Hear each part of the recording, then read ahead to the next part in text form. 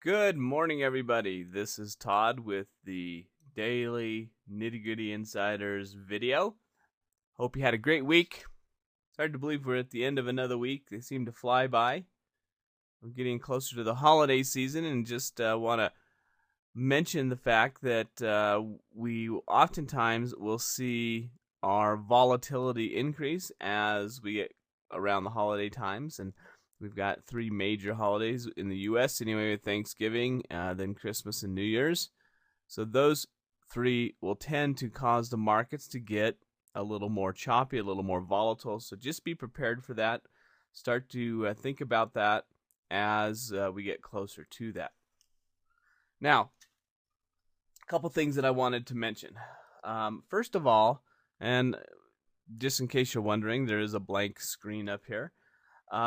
We have seen some big movements over the last couple of days in the U.S. markets. So the Dow Jones was down over 300 points on Wednesday, over 120 points down yesterday, and we don't know what's going to happen today. But I wanted to make sure that we recognize the fact that things are weakening. In fact, if we look at the pre-market indicators, the futures markets, they're all down pretty significantly again today. So likely we're going to see the markets open up lower today. Things like gold. Gold is up at 1730, so rising a little bit. Oil is still down below 85. It's not having much movement on that. So there's a lot of concern out here.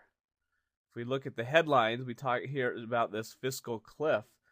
We won't go into that too much, but certainly you may want to spend some time researching what that is all about. News-wise, we have import prices today. We've got preliminary University of Michigan consumer sentiment and inflationary expectations coming out at 12:05. We're going to have President Obama speaking. So that'll be something to watch. He's going to talk about the economy. All right. So keep that in mind, the volatility issues and all of that. What I wanted to do today is I wanted to talk about something. I'm going to go in here, do it in capital letters, trends. And you may ask yourself, or you may say to yourself, well, I know all about trends. I don't need to know any more about it. And so I'm not going to worry about it because I know what I need to know. That's great. If you know it, fantastic. The reason why I bring it up is because regardless of what we're trading, we have to know the trends. We have to have some way to be able to determine that that is an uptrend and that is a non-trend and that is a downtrend.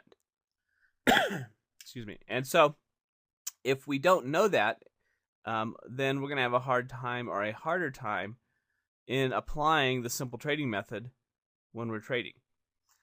So what I would suggest, and take some time, this is kind of a good time of the year to start to think about what we're doing, making sure that we're comfortable with it. How do we determine that this is an uptrend?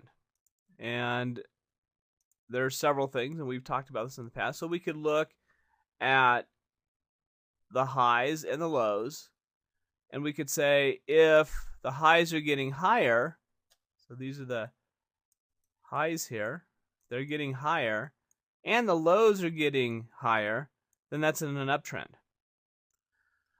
If we don't have that pattern, then we're not going to be in an uptrend. So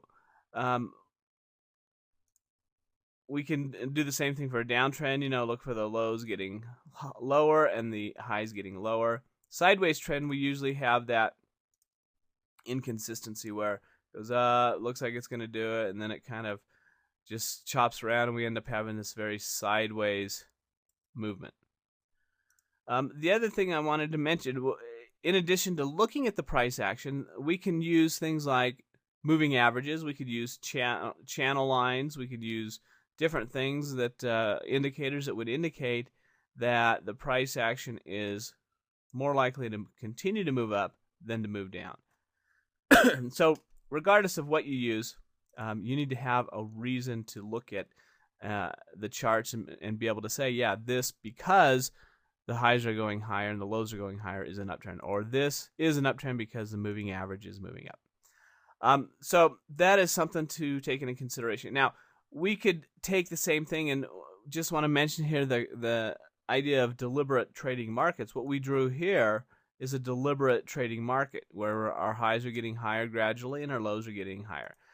We can have something that looks like it's in an uptrend, but still not be dealing with a good deliberate market. So we could have something that does this,